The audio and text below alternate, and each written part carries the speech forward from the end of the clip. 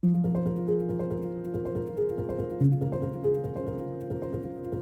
bombe météorologique que ce Ciaran continue sa progression.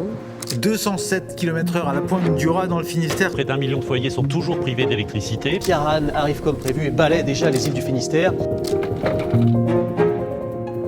On ne sait pas encore précisément ce qu'on a à y faire, mais ce qu'on sait c'est qu'il va falloir sûrement intervenir sur de la HTA. On pourra très bien intervenir aussi sur la BT s'il y a besoin, quoi. Suite au dépannage qu'on avait fait jusqu'à encore 2 semaines, j'en avais vraiment fait que du dépannage, donc tirer du provisoire un peu partout, et maintenant c'est reprendre le réseau en définitif pour avoir un réseau plus robuste. Ça fait 1 semaine qu'ils savent où ils vont, que l'équipe est composée, donc on essaie de trouver des compétences communes entre chacun pour pouvoir monter une belle équipe. Et après c'est l'habitude des chantiers, donc maintenant ils s'imaginent le pire, je pense souvent. Et on s'en va en renfort sur la BO de Morlaix. On part pour 15 jours pour aller les aider.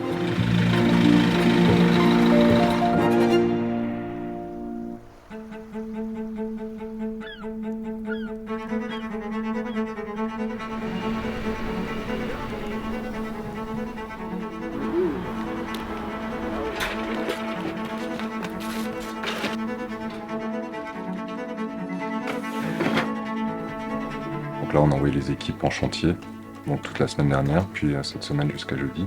Au quotidien, je prépare des chantiers pour la future cohorte. Je gère avec Alexis les équipes présentes sur notre cohorte. Et un peu de soulager les BO bretonnes. On est quand même chez eux, donc on essaie aussi de parler, et puis si on peut les aider, on le fait. Donc on a travaillé un peu sur la basse tension, et à partir de mercredi, on a fait intégralement de la HTA, de la haute tension. Des interventions qui permettent de fiabiliser le réseau, quoi. Bon, le rythme était soutenu pour essayer d'en faire le maximum possible, quoi. Il y a eu beaucoup d'averses.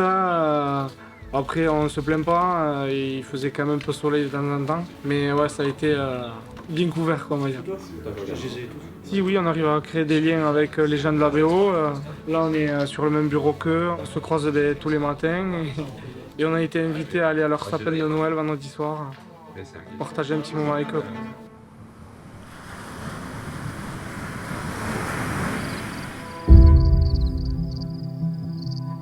Quand on arrive sur les chantiers, avoir une vue d'ensemble du chantier, de ce qu'il y a à faire, de l'ensemble des risques que présente le chantier. On a tous un objectif commun, c'est d'éviter l'accident grave ou mortel. J'entends un bruit très sourd, physiquement, comme si tout mon corps s'était mis à vibrer très fort. J'ai pris le courant. Voilà, je voulais vous parler d'un accident survenu en HTA, un accident survenu en BT. Est-ce que vous avez des réactions là par rapport à ça? Des questions? On fait attention juste aux efforts des poteaux. C'est en angle, fais gaffe. Alors, il n'y a pas là ici même. Je vous appellerai. Et normalement, là, Roger Louis, qui est là, il envoie un mec ce matin sur place là, pour vérifier s'il y a du jus ou pas sur les clients. Pour 30 minutes, 35 minutes. 35, c'est pas Ok. Ça va le faire les gars, c'est bon?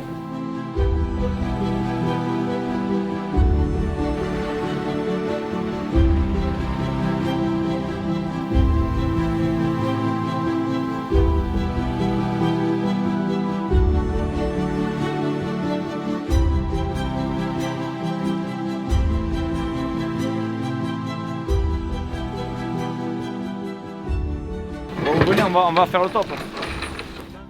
Circulation, attention, là, il y a la sortie du supermarché et puis on est en bord de route. Environnement électrique, attention à la basse tension là. Bon, vous y viendrez pas, vous êtes loin quand même. En huile tension, mais attention à la poutre à pas vous faire mal parce qu'elle est grosse quand même.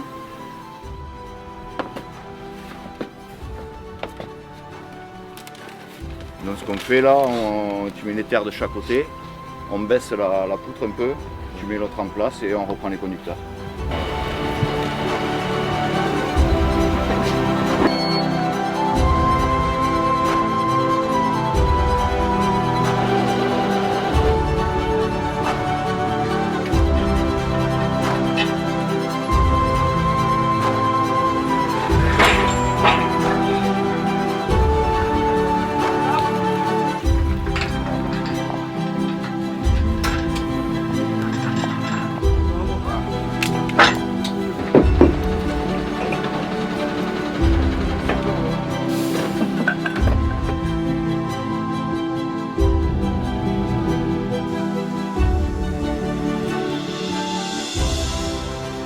C'est quand même hyper valorisant quoi. Les gens te klaxonnent, ils te font des appels de phare, les mecs sont tellement contents de te voir, ils sont tellement dans la galère que c'est quand même une petite fierté, c'est valorisant quand même. Notamment personnellement c'est super valorisant.